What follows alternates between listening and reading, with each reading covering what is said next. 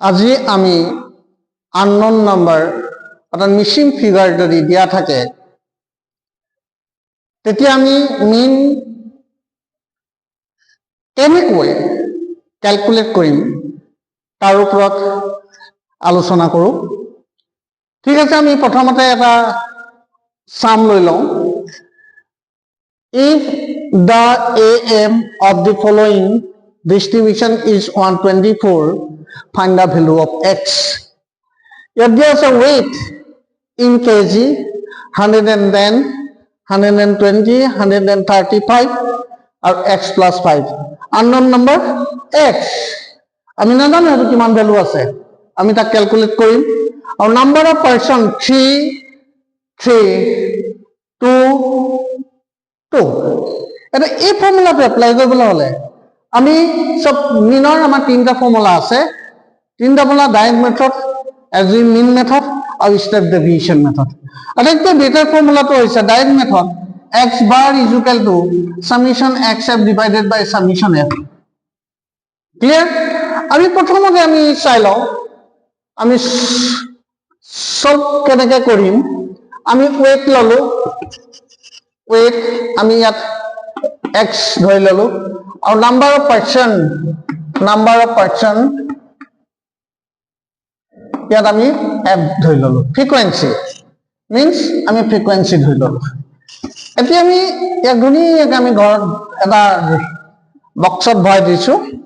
এটা প্ৰথমতে আহিলে 110, 120, 135 and x plus 5. আমি এতিয়া আমি নাম্বার অফ পারসন অর্থাৎ ফ্রিকোয়েন্সি আমি f ধৰি লৈছো। ইয়াত কিমান আছে 3 3 2 2। এতিয়া আমি সামেশন f টো আমি পাম। এটো কিমান পাম আমি চাওচোন। Summation f is equal to আমি 10 পালো। ইয়াৰ ভ্যালুটো আমি 10 হৈ গল।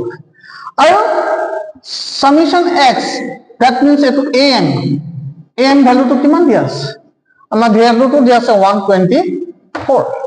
এতিয়া আমাৰ এই ভ্যালুটো লাগে। এই ভ্যালুটো আমি কেনেকৈ ক্যালকুলেট কৰিম? তেতিয়া আমি এই x আৰু f মাল্টিপ্লাই কৰি দিলে x আৰু f মাল্টিপ্লাই কৰি দিব লাগিব। এটা চাওচোন 330 এটো আহিলে 360, ইয়াত আহিলে 270 আৰু নেক্সট ইয়াত আহিলে 10 plus twice x। এটা নেক্সট আমি যাওঁ। এটা আমি সামেশন xf আমি এডিং কৰিলো 10 70 আৰু এটো হৈছে 9 plus twice x। এতিয়া আমাৰ এই ভ্যালুটো কিমান ওলালে 970 plus twice x। আমি ফর্মুলাটো এতিয়া পাতি দিম। x bar within bracket of am দি দিলো summation xf divided by summation f। ইয়াৰ ভ্যালুটো implied 124 is equal to 970 plus twice x divided by 10। এতিয়া আমি ইয়াত ক্রস মাল্টিপ্লিকেশন 1 আছে, এখানে 970 plus twice x is equal to 1240। এতিয়া আমি এটো ইসাইড গুছি যাব। Implied twice x is equal to 270। therefore x is equal to 135।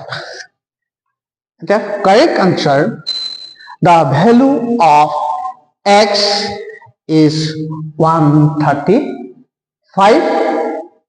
Our unknown number to is 135. Thank you.